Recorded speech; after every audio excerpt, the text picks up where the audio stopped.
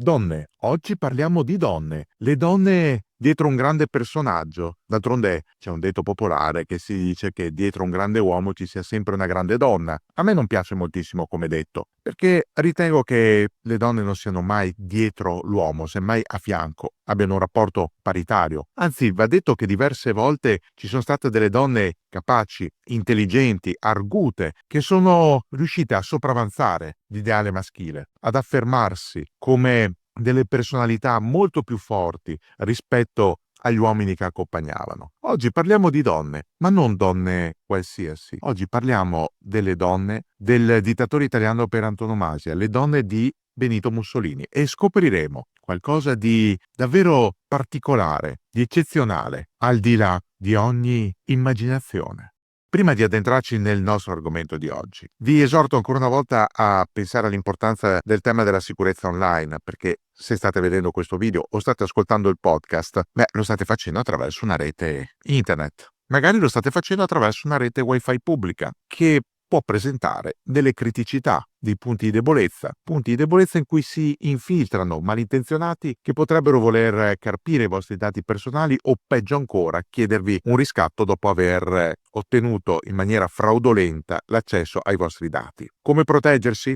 Noi di Dentro la Storia abbiamo scelto da diverso tempo NordVPN, la migliore VPN in circolazione per tutelarci e non solo, anche per riuscire a esplorare dei contenuti che sono sì online, ma che per motivi di geolocalizzazione a volte sono bloccati. Anche voi potete usufruire del medesimo servizio come amici di Dentro la Storia. Trovate i link per i piani biennali di NordVPN in descrizione a questo video, link che vi permettono di accedere ai piani di sicurezza che non solo durano 2 anni, ma vi offrono 4 mesi gratuiti, la consueta garanzia soddisfatti o rimborsati di 30 giorni e soprattutto la piena sicurezza di poter navigare online tranquilli e al riparo da sgradite sorprese.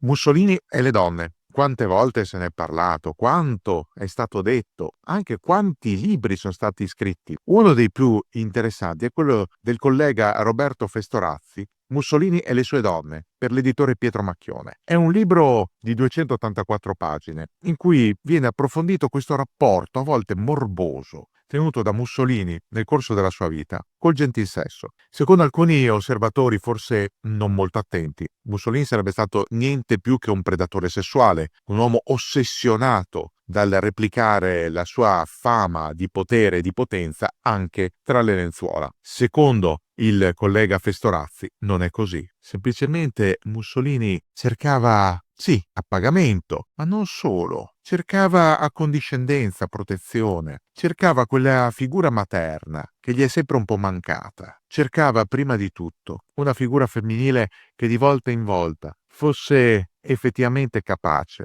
oltre che di soddisfare le sue brame carnali, anche di dargli sicurezza, dargli tranquillità, farlo sentire coccolato, protetto, apprezzato, a tutto tondo. Cercava rassicurazioni Mussolini, quelle rassicurazioni che aveva trovato in più donne, di volta in volta molto diverse tra loro. Pensiamo a Rachele, la moglie, Rachele Guidi, conosciuta sostanzialmente a pochi passi da casa. D'altronde, tanto Mussolini quanto Rachele Guidi erano originari di Predappio, in Romagna. Erano cresciuti l'uno a pochi passi da casa dell'altro. Lo stesso padre di Benito Mussolini, Alessandro, dopo essere rimasto vedovo, aveva aperto un'osteria a Forlì, in via Giove Tonante, e qui aveva conosciuto la madre di Rachele Guidi e aveva avuto con lei una relazione. Benito all'epoca era in Svizzera, ma tornato a Forlì incontrò Rachele e iniziò una relazione con lei inizialmente osteggiata dalle rispettive famiglie, che non volevano. Quella relazione, passionale ma anche molto tumultuosa, sarebbe durata praticamente fino alla fine. Rachele Guidi sapeva delle tante amanti di suo marito. Un marito che aveva sposato 2 volte, prima con rito civile il 16 dicembre del 1915 e poi con rito religioso il 28 dicembre 1925, quando già Mussolini era ormai il dittatore. La stessa Rachele si era vendicata del marito, intrattenendo una relazione con Corrado Varoli, amministratore di un immobile appartenuto proprio a Mussolini. E quel rapporto tumultuoso, fatto di liti, di schiaffi, di piatti che volavano dalla credenza, di urla, poi però si riconciliava puntualmente, anche nei periodi più brutti, anche nei momenti più difficili. E i momenti difficili Mussolini ne ha avuti tanti, anche con le sue donne. Una l'abbiamo già conosciuta, abbiamo dedicato a lei un video qualche mese fa,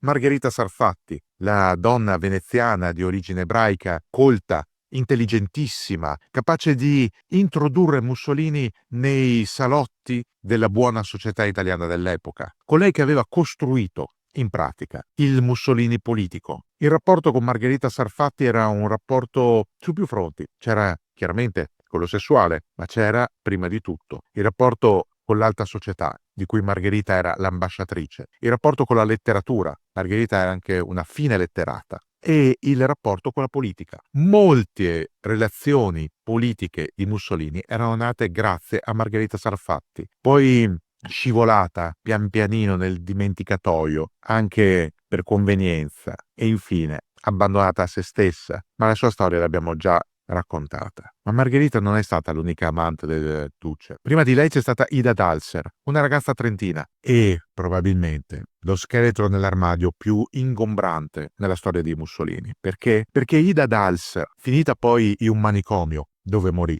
aveva avuto un figlio da Benito Mussolini. L'aveva chiamato Benito Albino e per un lungo tempo, negli anni '20, aveva cercato di obbligare Mussolini a riconoscere quel figlio. Gli agguati per le strade, peggio ancora i tentativi di entrare nei palazzi del potere per farsi riconoscere come la vera moglie di Mussolini e la madre di suo figlio, avevano provocato degli incidenti imbarazzanti. Forse proprio per questo motivo Mussolini alla fine aveva preso la decisione non tanto di farla sparire letteralmente dalla circolazione, ma di internarla in un manicomio, con la scusa che la donna soffrisse di schizofrenia e di visioni paranoidi. Occorreva mantenere il segreto su quella relazione difficile, imbarazzante, pericolosa, qualcosa che poteva minare la carriera politica di un Mussolini in ascesa negli anni '20. Ida Dalser, l'amante sfortunata di Benito Mussolini, doveva semplicemente smettere di esistere e di soprattutto importunare il dittatore. Ma non era stata l'unica amante sedotta e abbandonata. Pensiamo a Bianca Ceccato, che lavorava come segretaria all'interno della redazione del Popolo d'Italia.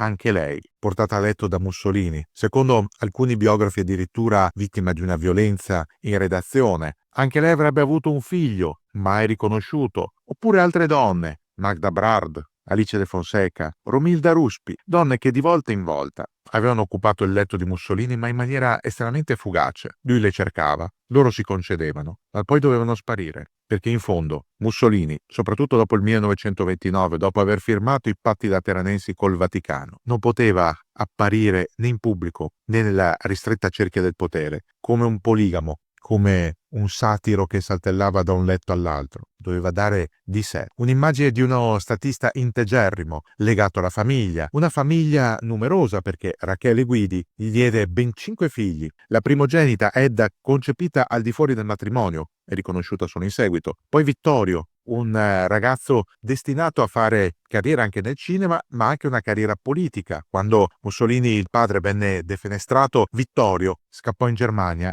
imbastendo il primo governo fascista in esilio. Poi Bruno, il figlio più sfortunato, quello più sportivo, appassionato di sport, di aviazione e destinato a morire nel 1941 per un incidente durante la prova di un velivolo. Romano, il figlio più longevo, è morto nel 2006, un genio del pianoforte, un grande artista, un jazzista di prima fama. Forse fra tutti i figli di Mussolini, quello che effettivamente ha lasciato dietro di sé il ricordo migliore, il ricordo non legato all'ingombrante cognome che portava, ma legato alla sua arte, alla sua capacità di incantare, alla sua capacità di piegare la musica e le note, facendo innamorare gli spettatori dei teatri e facendo loro immaginare la suavità della musica. E infine Anna Maria Mussolini, anche lei sfortunata, perché ammalatasi di tumore al seno, contrasse la varicella durante la degenza ospedaliera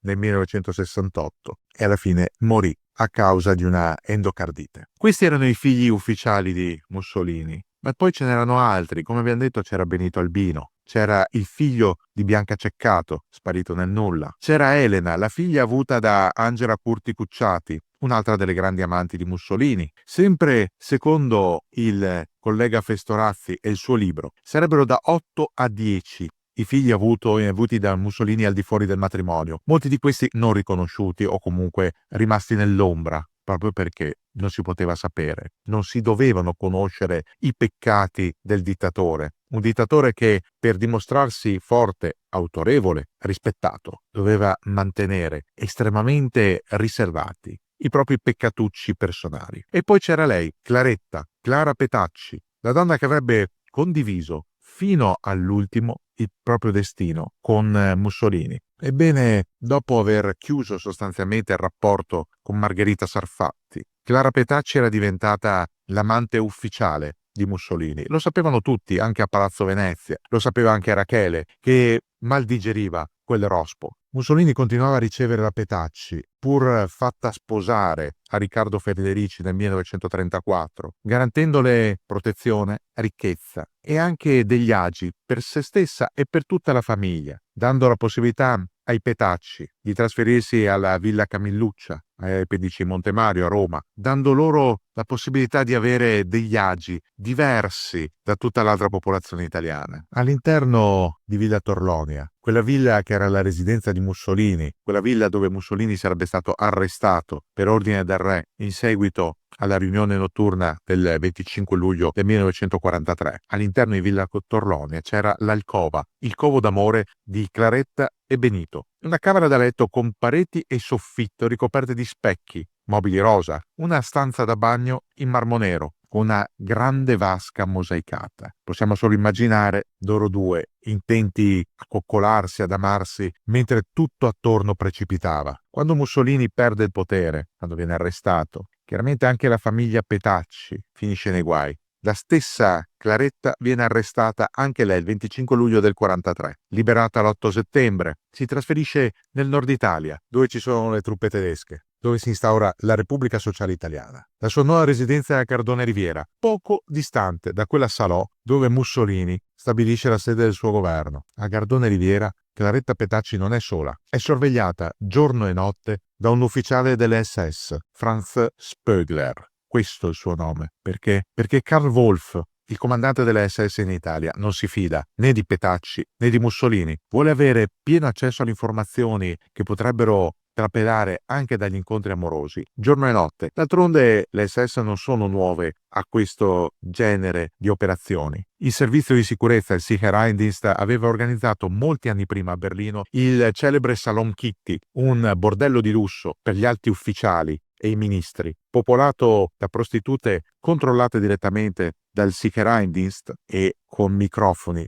piazzati in tutte le stanze. Lo stesso metodo era stato replicato da Wolff attraverso il suo uomo, Spögler, a Gardone. Da quel momento in avanti, Claretta Petacci non sarebbe rimasta mai sola. Pur continuando ad andare dal suo Benito a Salò, pur trasferendosi con lui ogni tanto a Milano, dove alla fine decise di rimanere a vivere sempre sorvegliata a vista dalle SS, fino ad arrivare al 27 aprile 1945. Il viaggio disperato verso la Svizzera, la cattura a Dongo, poco distante dal confine, i partigiani della 52esima Brigata Garibaldi che intercettano la colonna di automezzi tedeschi. Gli ispezionano, trovano Mussolini goffamente travestito da caporale dell'esercito tedesco e trovano anche lei. La morte di Claretta Petacci, che secondo le ricostruzioni si getta addosso a Mussolini mentre i mitra dei partigiani sparano a Mezzegra sul lago di Como, la conosciamo. Così come conosciamo l'esposizione del suo cadavere, assieme a quello del suo amante e di altri gerarchi, a Piazzale Loreto, appesi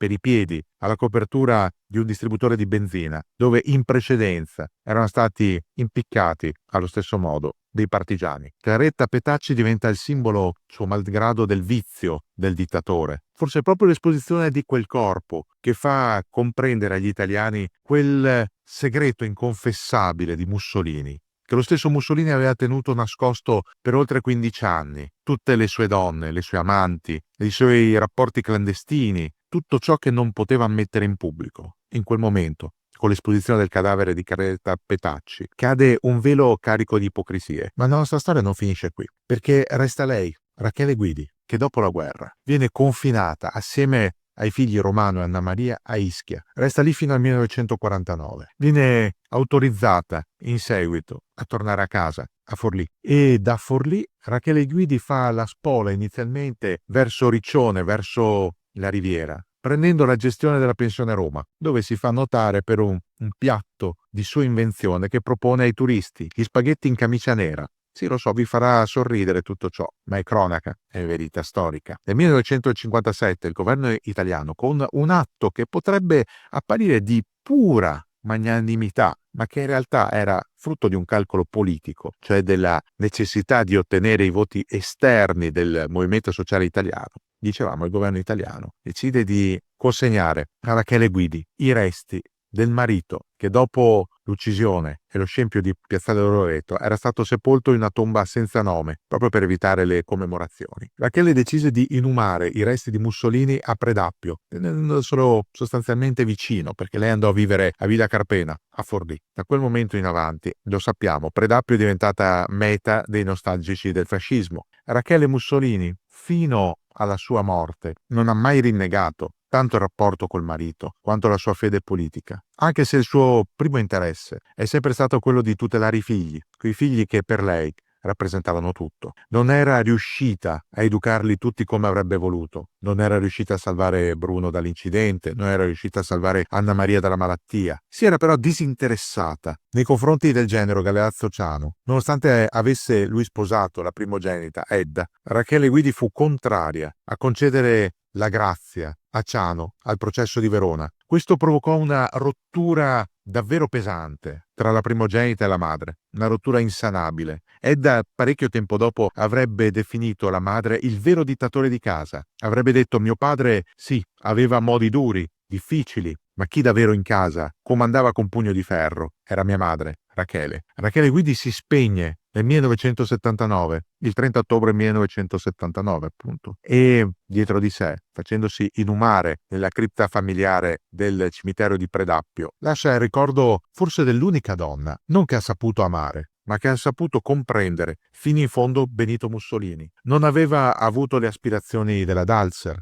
non aveva cercato di manipolare Mussolini come fece la Sarfatti, non aveva avuto alcuna remora nell'accettare i rapporti fedifraghi extraconiugali del marito, lì sapendo che alla fine lui sarebbe sempre tornato da lei. Aveva anche accettato, alla fine, con un pizzico di rassegnazione, il rapporto con Claretta, che apparentemente le aveva portato via il marito, ma in realtà era stato, secondo la stessa Rachele Guidi, solo una distrazione lunga, durevole, ma nulla di più, perché da Claretta Mussolini non ebbe figli, da Rachele ebbe ben 5, e quello per Rachele Guidi rappresentò il vero lascito di un amore tormentato, ma lunghissimo. Oggi, riguardando indietro al passato di Mussolini, ben oltre la sua sfera politica o quella militare, guardando alla sua sfera più intima, ai suoi rapporti con le donne, come detto, potremmo definirlo un predatore sessuale, un uomo ossessionato dalle donne, ma in fondo da tutte le sue donne, dalla moglie Rachele, da Margherita Sarfatti, da Ida Dalser, da Bianca Ceccato, da Angela Curti Pucciati, da Magda Brard, da Alice De Fonseca, da Romilda Ruspi, da Claretta Petacci. Lui si aspettava solo comprensione, gentilezza e quelle doti femminili che potremmo definire più di una madre che di un amante. Mussolini voleva sentirsi rincuorato dalle sue donne, apprezzato per quello che era e per quello che faceva, come se gli mancasse sempre qualcosa, come se gli mancasse del consenso, come se gli mancasse quella intima certezza di essere non solo un dittatore, ma anche un uomo nel vero senso della parola. Le debolezze di chi al di fuori si dimostra granitico, con delle certezze incredibili, sono a volte così profonde da emergere solo dopo la sua morte. È il caso di Mussolini, di cui in vita si è detto molto, ma dopo il suo trapasso si è saputo ancora di più. E questo forse ci aiuta ancora a capire davvero la sua psiche, complessa, anche affascinante per certi punti di vista. Oggi sappiamo che Mussolini, l'uomo che voleva cambiare l'Italia, l'uomo che voleva trasformare l'Italia non solo in una dittatura personale, ma in una potenza ben superiore alle proprie forze, aveva una debolezza insita, necessitava dell'appoggio di più donne per sentirsi davvero completo, necessitava di circondarsi di tanti affetti femminili, solo per potersi dire davvero padrone dell'Italia, ma ancor di più padrone di se stesso.